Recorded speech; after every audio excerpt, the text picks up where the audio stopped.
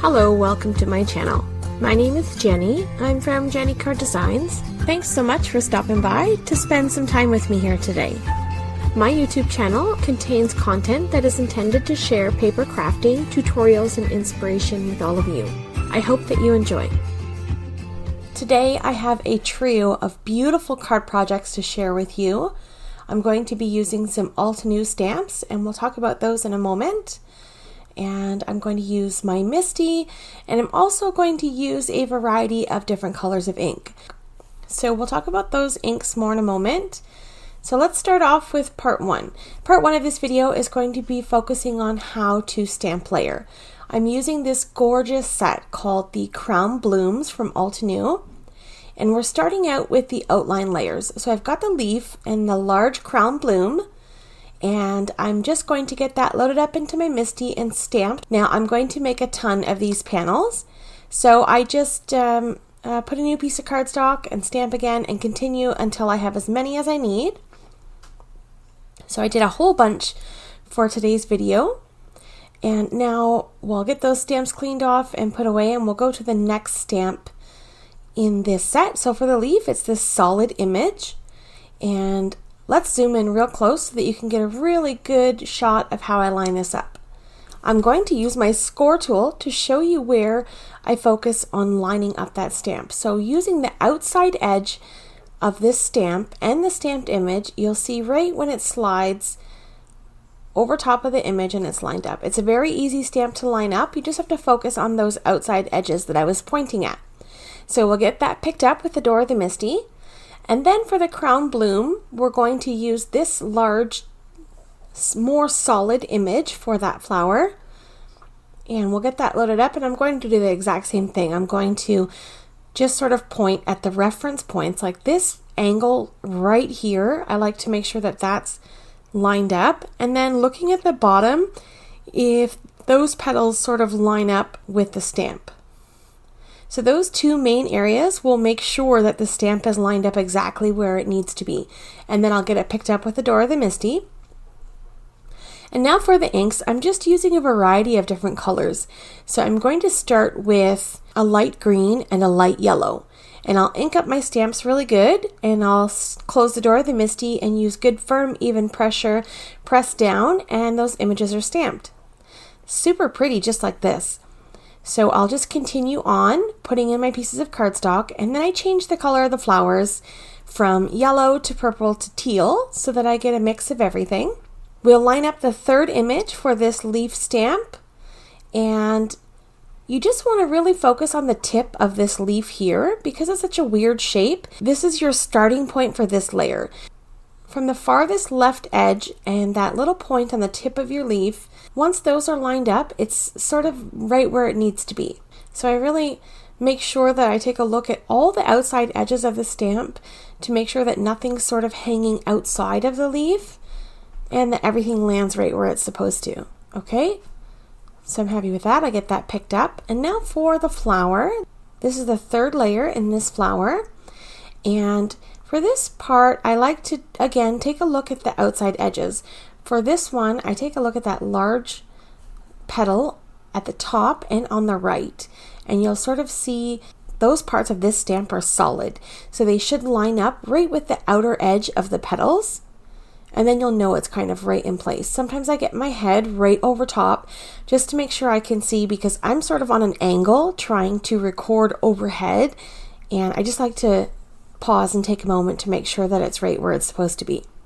Because once you get these lined up once, the rest of the work is easy. You can just stamp this 100 times.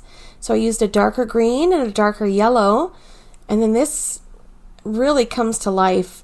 I did the same for the teal, a darker teal, and then I also did a darker purple. So for the leaf, that is it for those layers. So the leaf is complete. And now there's a couple more layers for the flower.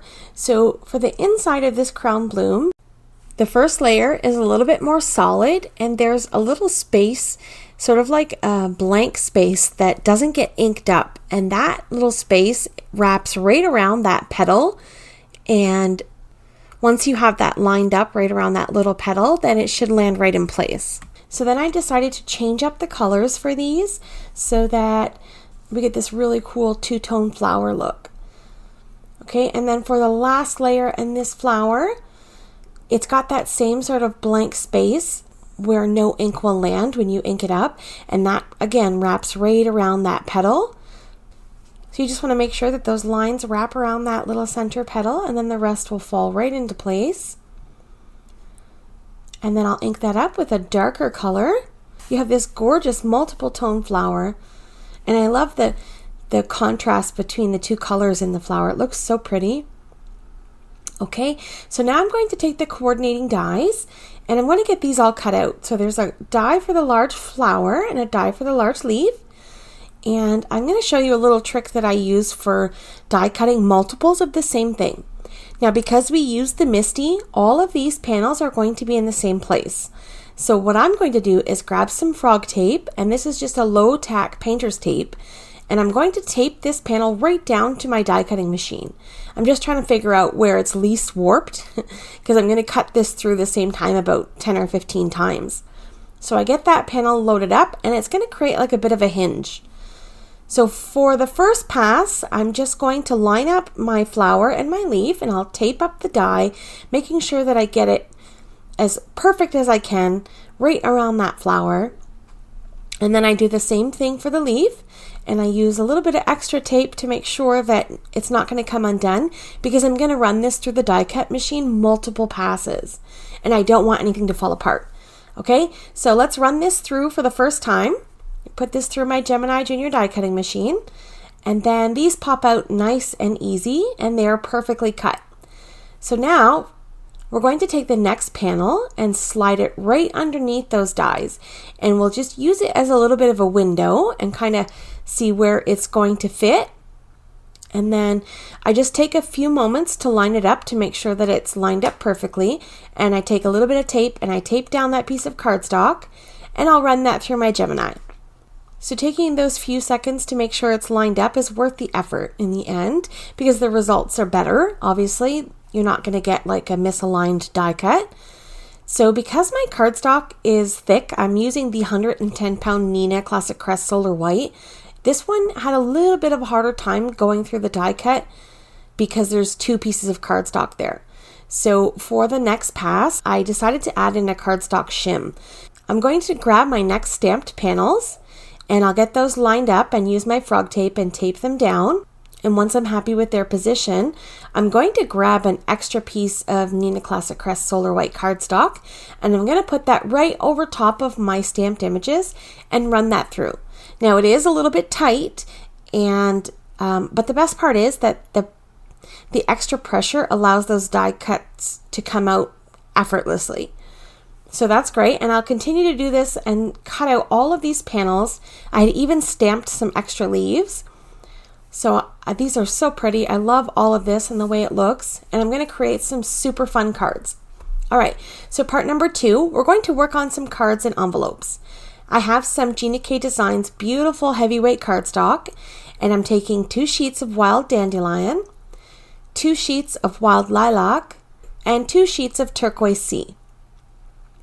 So for each of these, I'm going to make an envelope and a card base using these cardstocks. So for the card base, on the 11-inch side, I'm going to cut this down to 7 inches. And I'll do that for all 3 of my different color card bases. I'll pop them in my scoreboard, and across the 7-inch side, I'll score at 3.5 inches. This is going to create a slimline card that measures 8.5 inches by 3.5 inches. And I'll do that for all 3 of my card bases. And then the next step we're going to create envelopes to coordinate with these cardstocks. Now, save these other scraps. We're going to use those later on in this video. We'll set those aside.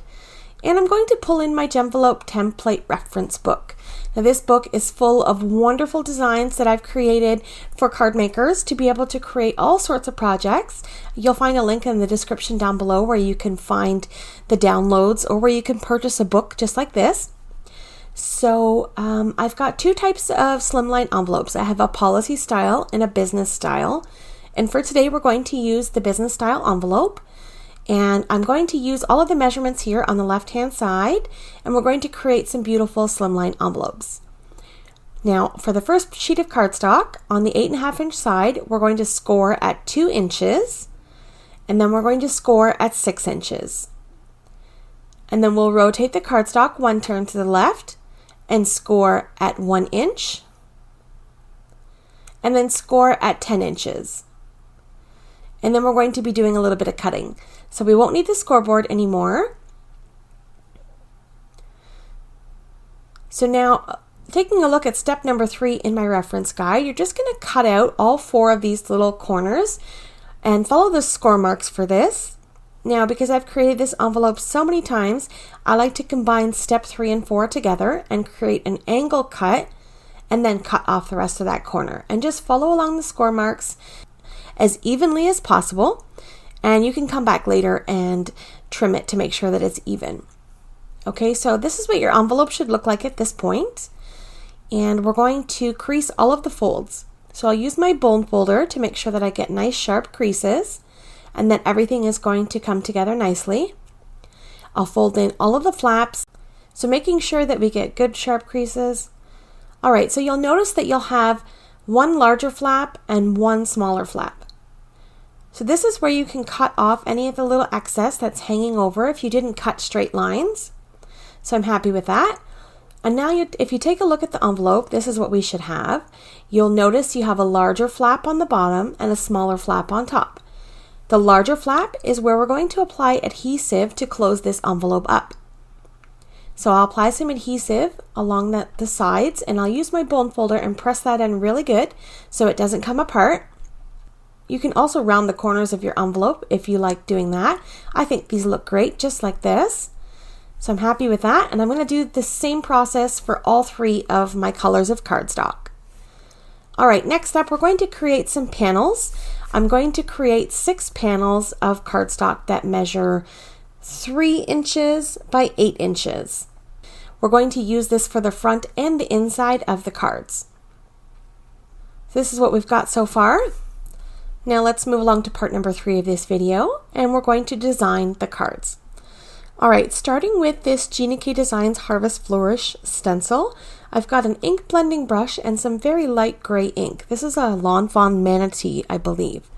So I'm just going to ink up a nice light subtle background, and once I'm happy with the blend, I'm going to pick up the stencil and find out where I can reshift it so that I can continue the pattern along this long piece of cardstock. So the pattern will meet back up. You just have to take your time to find the spot. So I'll ink that up, and then I'm going to do it one more time just to finish off that last edge of this piece of cardstock. And I'll get that stencil lined up and ink up that last bit of cardstock. And I'm going to do this for all 3 of my panels. So all 3 of my panels are going to look the same. And I'll ink up all of them with that light gray ink. And then I'm going to take a little bit of craft foam. I like the way craft foam makes my cards feel, so I'm going to adhere some craft foam in behind all of these panels. I'll just cut up pieces and fit them in behind my panels, and then I'm going to glue those right down to my card base. So I like to apply the adhesive on the card base because sometimes the adhesive doesn't like to stick to my craft foam when I apply it to the craft foam.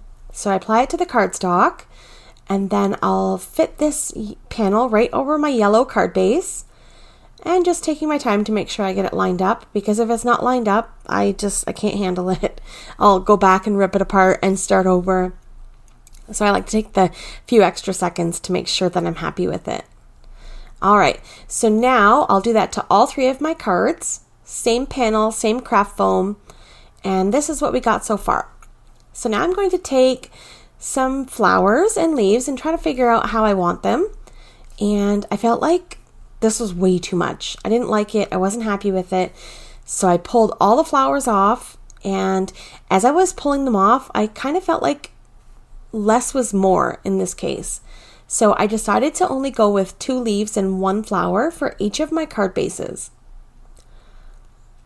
So if you'll notice for this teal flower, the inside of the flower is yellow. So I used the inside of the flower to tie to the card base, and then that teal color to sort of pop out from there. So I did this with all of my cards. For the yellow flower, I used a purple card base and a purple inside center of the flower. For the turquoise sea cardstock, I used the teal on the inside of the flower and purple for the outside of the flower. I really messed around with these flowers, trying to figure out how I wanted everything. I adhered a piece of white cardstock on the inside of my card base, and I put one of those flowers that coordinated with the flowers I had on the front of the card. So I adhered that down, and I kept messing around with this leaf, and I thought, how am I going to put it in here? Then I thought it was too much. I thought, let's just stick with the flower. So I liked that, and I pressed it all into place, and I was happy with the way that looked. When I closed the card, I then realized I had the wrong color flower on the inside of the card. So I pulled it off and I put the purple flower inside instead. So this purple flower has the teal middle inside of the flower so that it matches with the cardstock. And I was still trying to get that leaf in there, and I decided to just not. I thought, just forget it. Stop trying to get this stupid leaf in there. This was enough. It looked great. So I took one more of those flowers and adhered it to my envelope. So I was happy with the way this really came along. It's so pretty and gorgeous. And I did this same thing to all three of the cards. So I put a flower inside the card, I put a flower on the envelope, and then I took one of the leaves and adhered it to the back of the envelope. So I got that extra leaf and flower in there, just in a different spot. Now, if you remember, there was those leftover pieces of cardstock from when I cut my card bases. I decided to use those leftover pieces of cardstock as envelope liners. For the yellow flower, I used purple for the inside of the flower and purple for the cardstock. So whatever color I used to stamp the flower, that was the color of cardstock that I used on the insert for the envelope. So I thought that was really kind of neat. It kind of tied everything together. So purple and yellow, and then teal and yellow, and then purple and teal. Okay, so that's perfect. It fits nicely, and it's really substantial. It's nice and thick and feels good and feels like nice quality. So I like the way that looks. And then I'm going to do that for all of my cards. For the turquoise sea envelope, I'm going to put a piece of purple cardstock in there. And then for the yellow envelope, I'll put a piece of turquoise sea cardstock. Okay, so this is where we're at so far. We're in the home stretch here. The last thing we need to do is add a sentiment. And I really like this Altenew Heartfelt Sentiments stamp set. It's got some really nice words in it. So I used some scrap pieces of cardstock from when I was cutting up my panels for the front and the inside. And they were perfect to fit this little sentiment, just because. So for all three of my cards, I stamped just because on the front. And then for the inside of the card, I'm going to take the stamp that says, "You are the best." I thought that was so nice, and they went together nicely. The two sentiments coordinated together nicely, so it was like a complete sentence. So I like that, and I adhered those little panels on the front, and I did that for all of my cards. Same sentiment on the inside and outside for all three of the cards. Obviously by now I'm sure you figured out that all three of these cards are identical with just a different color combo. These cards are for a gift for some lovely ladies at my work. So that's about it. This completes these cards. These are some beautiful extra special cards. And I love how everything just coordinates together so nicely with the colors and the flowers, the colors of the cardstock, just everything. I love the way they look. I like to make sure that all of my cards fit inside of their respective envelopes. And that's it. Here's a close-up look at all of the cards that I made here today. The purple crown bloom and the inside of this card. Super pretty. The turquoise sea and the inside. And then finally the wild dandelion and the inside. And here's a look at those envelopes. I think that was a really extra special touch. So beautiful. And that is absolutely it for today's video. Thank you so much for taking time out of your day to spend it here with me. I appreciate the support. The products that I use in the description down below, as well as my templates. if you're interested in getting some of those. My website is www.JennyCards.ca. So coming up on screen are a couple of videos that I think you may enjoy. Have yourself a lovely day, and I will see you in the next one. Bye!